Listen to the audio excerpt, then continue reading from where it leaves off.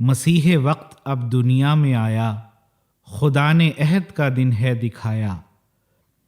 مبارک وہ جو اب ایمان لایا، صحابہ سے ملا جب مجھ کو پایا۔ وہی میں ان کو ساقی نے پلا دی، فسبحان الذی اخذ الاعادی۔ خدا کا ہم پہ بس لطف و کرم ہے، وہ نعمت کون سی باقی جو کم ہے۔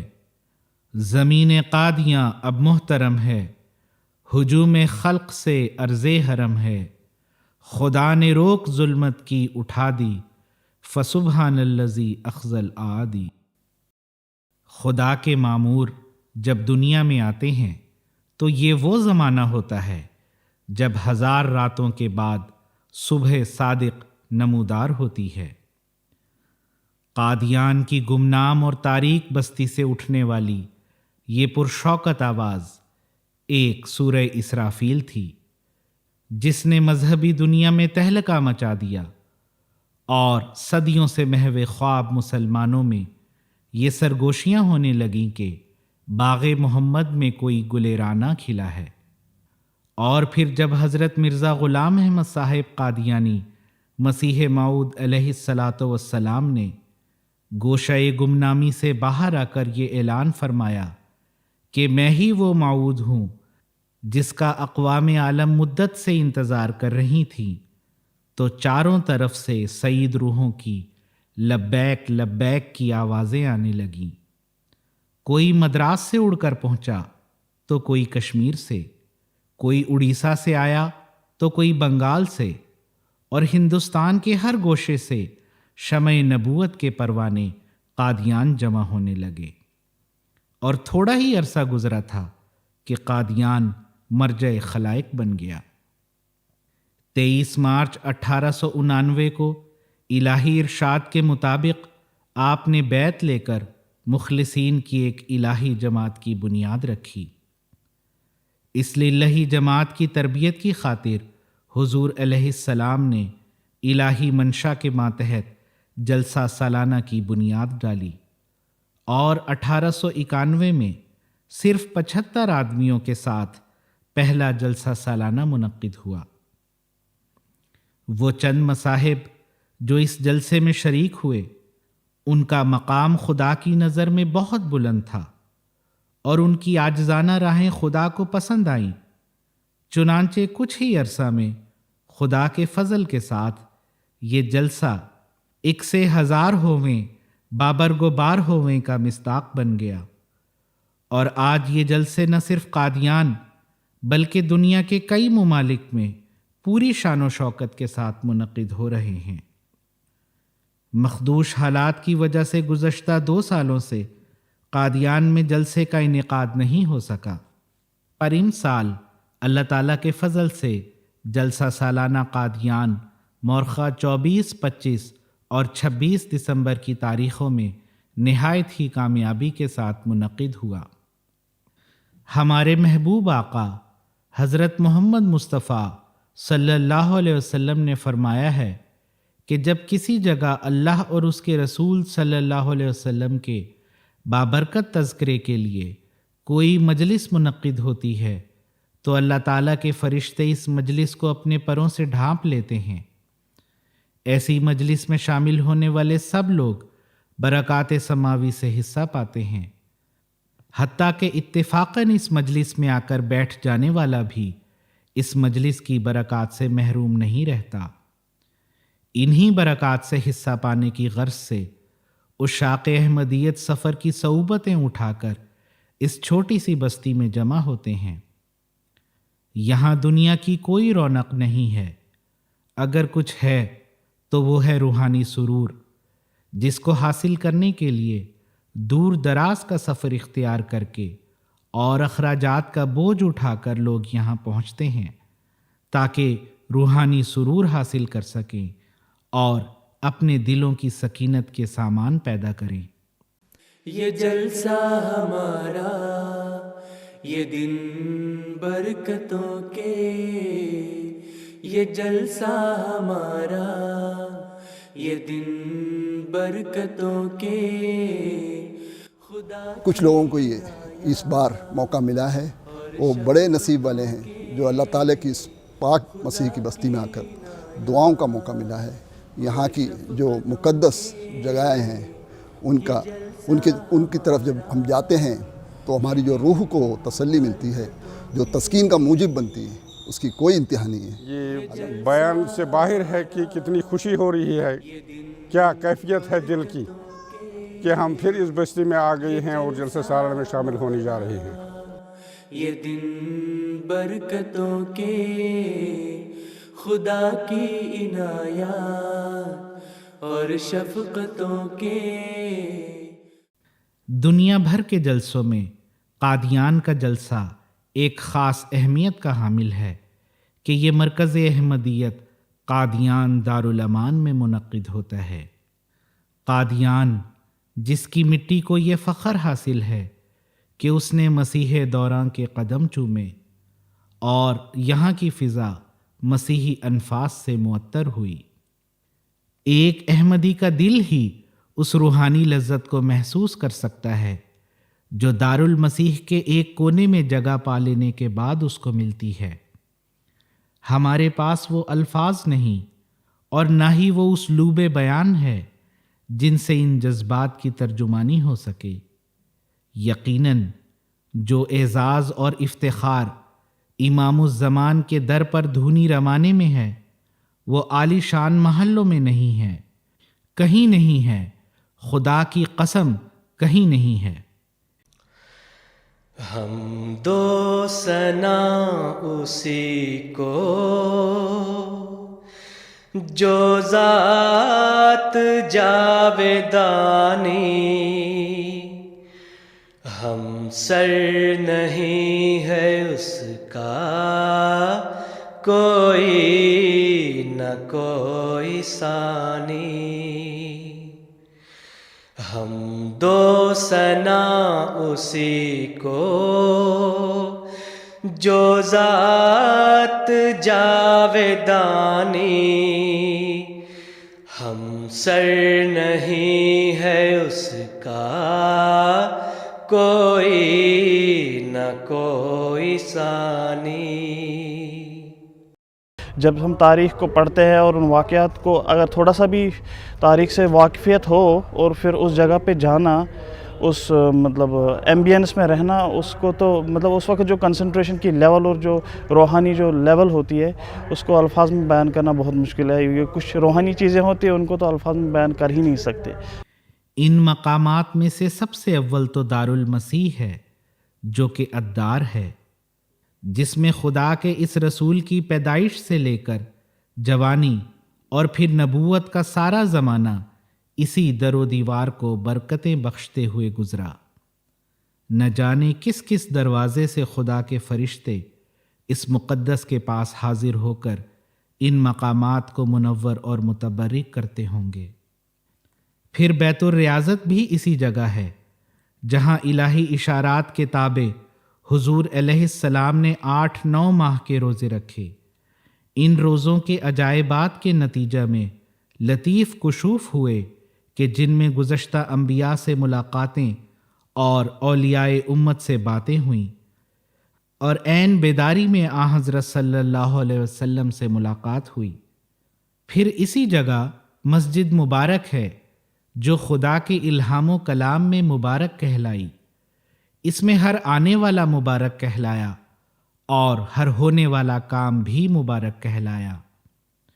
ہاں، وہی مسجد مبارک، وہی بیت و ذکر جس میں داخل ہونے والے کے لیے یہ نوید دی گئی کہ ومن دخلہ کان آمنا، اور یہ وعدہ دیا گیا کہ جو شخص بیت و ذکر میں باخلاص و قصد تعبد و صحت نیت و حسن ایمان داخل ہوگا وہ سوء خاتمہ سے امن میں آ جائے گا.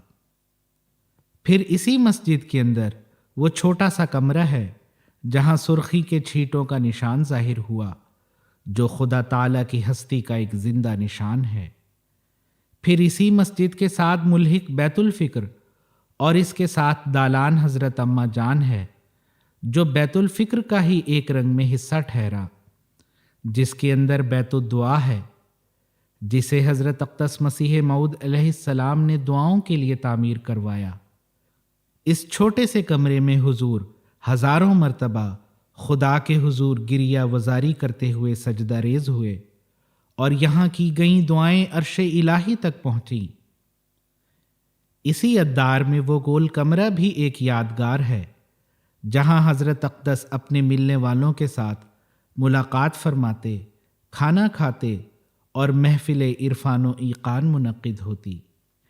اسی دارالمسیح میں وہ سیڑھیاں ہیں جہاں سے حضور اترتے اور چڑھتے، وہ کنواں جو خدا کے مسیح نے اسی ادار میں تعمیر کروایا، پھر وہ گلی جہاں سے گزر کر آپ مسجد اقصیٰ کی طرف تشریف لے جاتے، مسجد اقصیٰ جو جامع مسجد کہلائی، جس میں حضرت اقدس نے مسجد مبارک کی تعمیر سے پہلے بھی نمازیں پڑھیں اور بعد میں بھی۔ خطبہ الہامیہ جیسا عظیم الشان نشان جس میں ظہور پذیر ہوا، جس مسجد میں خدا کے اس رسول نے خطبات ارشاد فرمائے، اور پھر یہی وہ مسجد ہے جہاں پہلا جلسہ سالانہ بھی منعقد ہوا۔ اسی مسجد کے صحن میں منارۃ المسیح تعمیر ہوا، جو صداقت محمدی صلی اللہ علیہ وسلم کا نشان ہے۔ باقی وہی ہمیشہ، غیر اس کے سب ہے فانی، غیروں سے دل لگانا جھوٹی ہے سب کہانی، سب غیر ہیں وہی ہے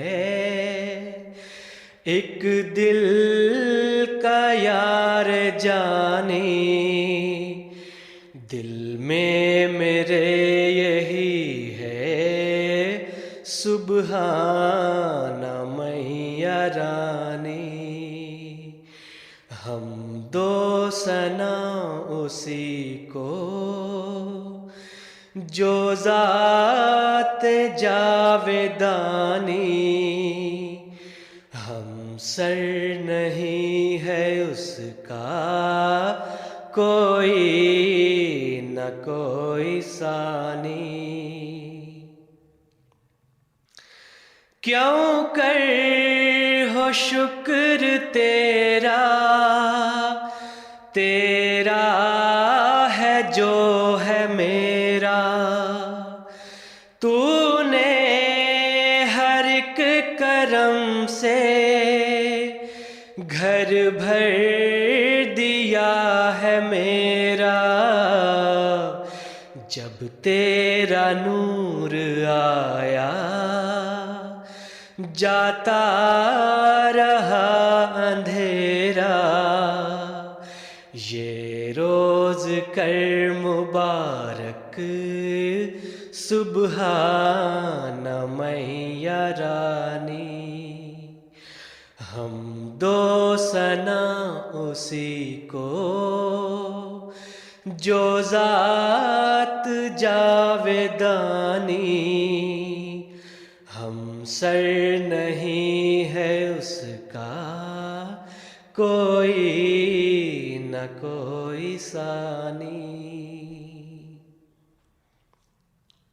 پھر اسی قادیان میں وہ مقدس بہشتی مقبرہ ہے جو مسیح دوراں کی آخری آرام گاہ ہے۔ جب ایک احمدی اس مقدس مقام پر حاضری دیتا ہے تو جذبات کی جو کیفیت ہوتی ہے وہ بیان نہیں کی جا سکتی۔ ایک حال دل ہے جس کو صرف محسوس کیا جا سکتا ہے۔ جوں جوں انسان بہشتی مقبرہ کی طرف بڑھتا ہے تو یوں محسوس ہوتا ہے جیسے جذبات گھنگھور گھٹاؤں کی طرح امڑتے چلے آ رہے ہیں، اور پھر جب انسان اس مقدس مقام پر کھڑا ہو کر اپنے ہاتھ بلند کرتا ہے تو یہی جذبات آنکھوں کے رستے آنسوؤں کی شکل میں بہہ جاتے ہیں۔ دنیا میں بڑے بڑے قبرستان اور بڑے بڑے عالیشان مقبرے موجود ہیں، لیکن ایسے قبرستان جہاں محض عقیدت کی بنا پر لوگ دفن ہوں دنیا میں صرف مکہ، مدینہ اور قادیان میں ہی ہیں۔ اس دور کے ابراہیم نے اللہ تعالیٰ کے اذن سے جو پرندے سدھائے تھے وہ نہ صرف اپنی زندگیوں میں بار بار قادیان آتے رہے بلکہ مرنے کے بعد بھی ان کی نعشوں نے اپنے آقا کے قدموں سے دور رہنا گوارا نہ کیا۔ جب انسان بہشتی مقبرہ میں کچھ دیر ٹھہر کر چشم تصور سے دیکھتا ہے تو یوں لگتا ہے جیسے یہ بھی عالم اخروی میں سجی ایک محفل ہے، جس میں درمیان میں حضرت اقدس مسیح موعود علیہ السلام تشریف فرما ہیں اور آپ کے سامنے اور دائیں بائیں خدام دو زانو بیٹھے ہیں۔ اے قادر و توانا آفات سے بچانا، اے قادر و توانا آفات سے بچانا، ہم تیرے در پہ آئے، ہم نے ہے تجھ کو مانا، غیروں سے دل غنی ہے جب سے ہے تجھ کو جانا،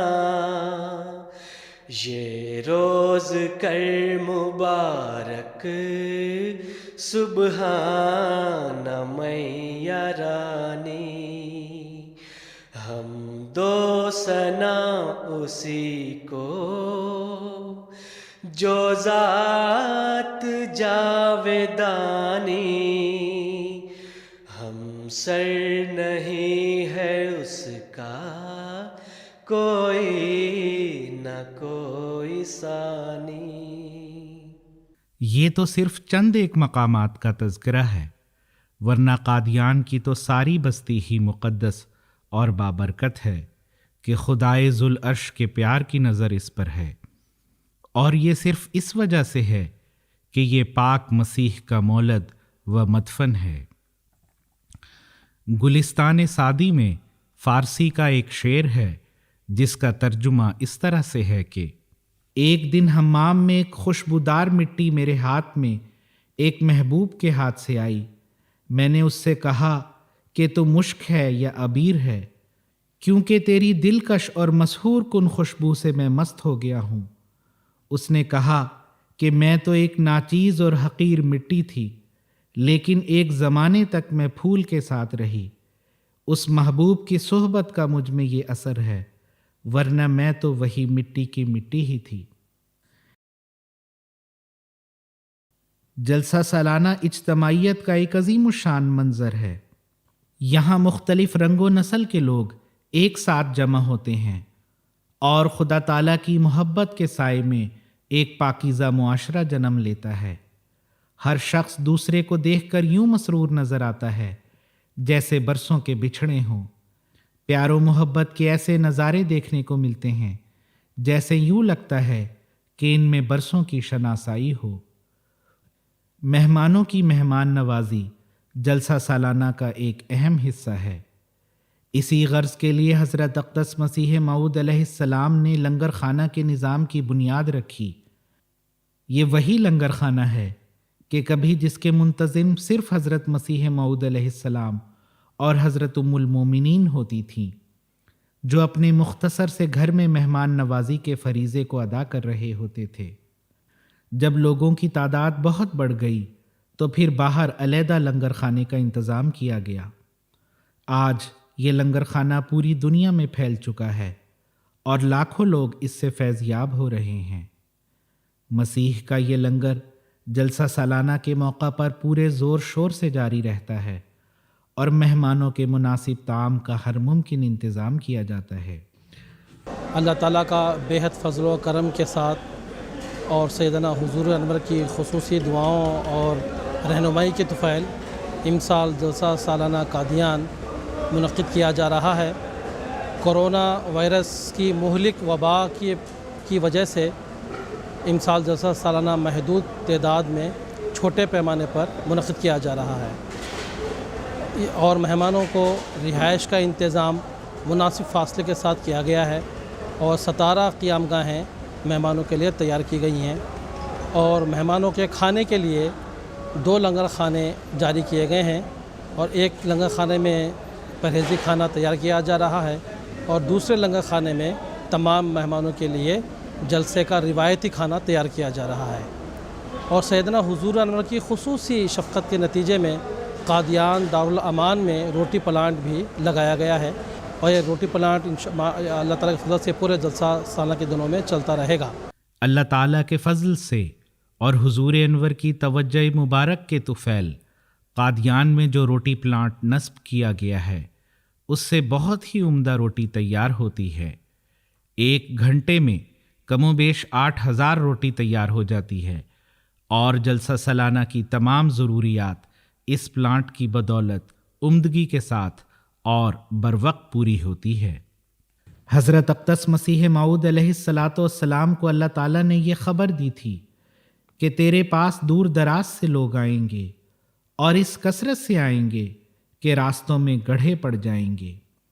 تو ان کی ملاقات سے تھک نہ جانا اور ان کی آمد کے پیش نظر اپنے مکان کو وسیع کر لے۔ قادیان میں آپ کے مکانات کی وسعت کا الہام آج عظیم الشان طور پر پورا ہو رہا ہے۔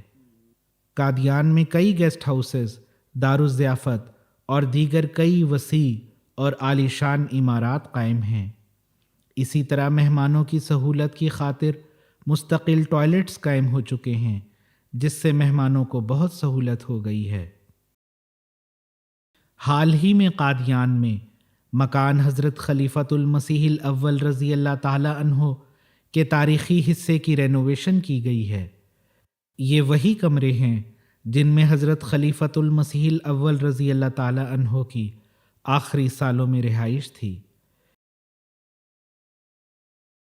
اسی تاریخی مکان کے صحن میں ایک نئی عمارت بھی تعمیر ہوئی ہے جس کے ایک حصے میں نظارت نشر و اشاعت کے تحت جماعتی کتب کی نمائش بھی لگائی گئی ہے۔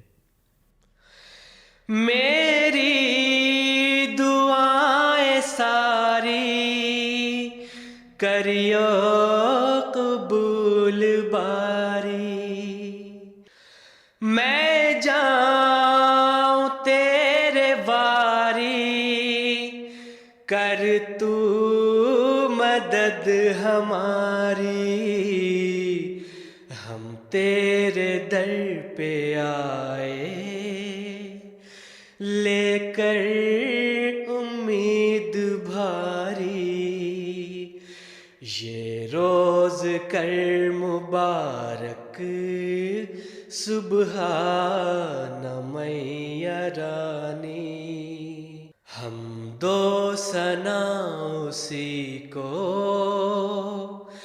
جو ذات جاویدانی،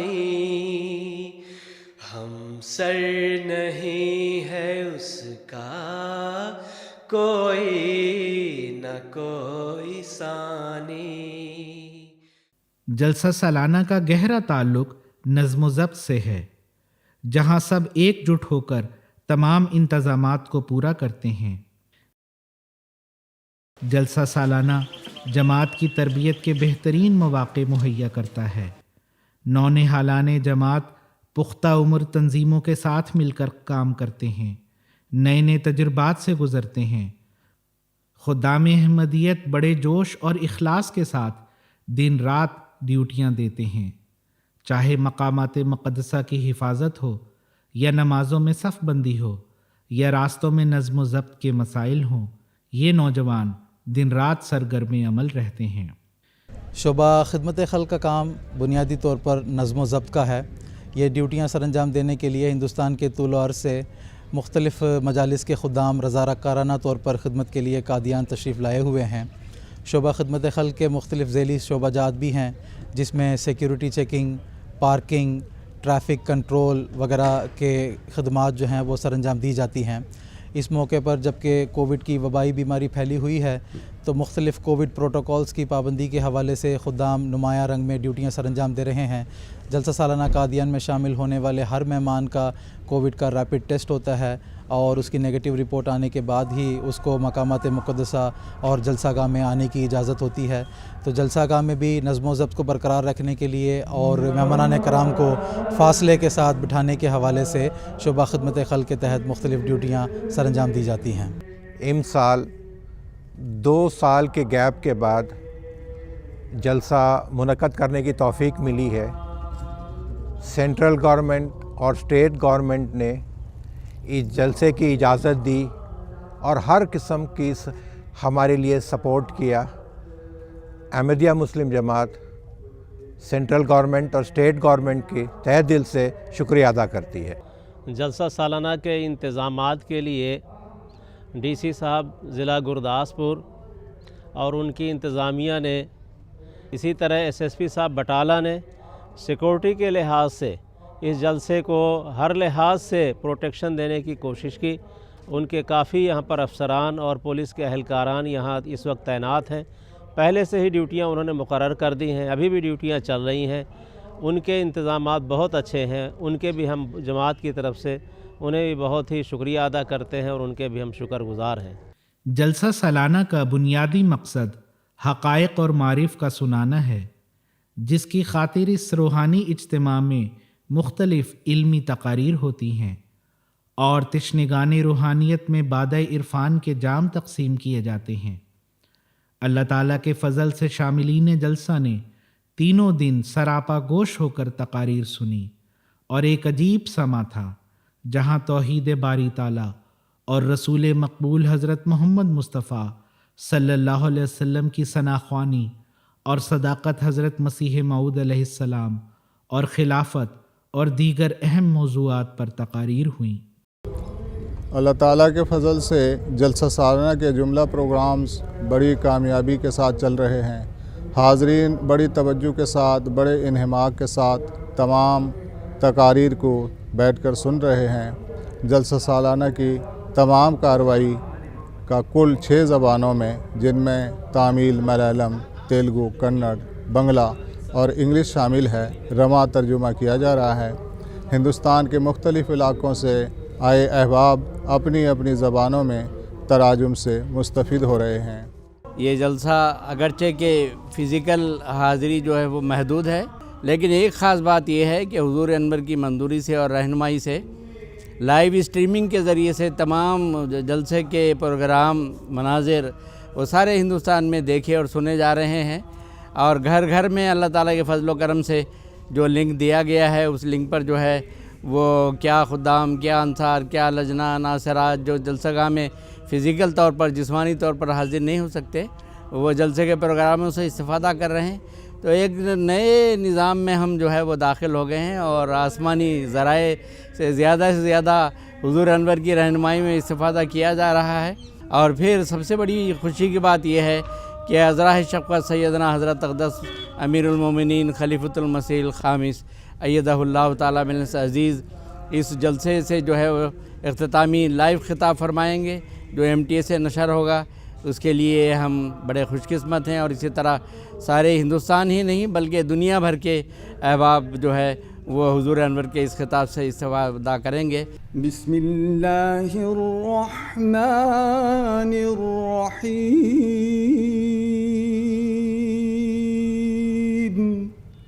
اس جلسے کو معمولی انسانی جلسوں کی طرح خیال نہ کریں۔ یہ وہ امر ہے جس کی خالص تائید حق اور اعلاء کلمہ دین حق پر بنیاد ہے۔ اس سلسلے کی بنیادی اینٹ خدا تعالیٰ نے اپنے ہاتھ سے رکھی ہے۔ حضرت سید ولد آدم صلی اللہ علیہ وسلم سب نبیوں میں افضل و اکرم، سب نبیوں میں افضل و اکرم، صلی اللہ علیہ وسلم۔ حضرت انس رضی اللہ عنہ سے روایت ہے کہ حسن بن علی سے زیادہ نبی کریم صلی اللہ علیہ وسلم سے کوئی شخص مشابہ نہیں تھا۔ صحیح البخاری۔ حضرت اقدس مسیح موعود علیہ السلام نے جلسہ سالانہ میں شامل ہونے والوں کے لیے بے شمار دعائیں کی ہیں۔ اللہ تعالیٰ تمام شاملین جلسہ کو ان دعاؤں کا وارث بنائے، آمین ثم آمین۔ حمد و ثنا اسی کو جو ذات جاودانی، ہم سر نہیں ہے اس کا کوئی نہ کوئی ثانی۔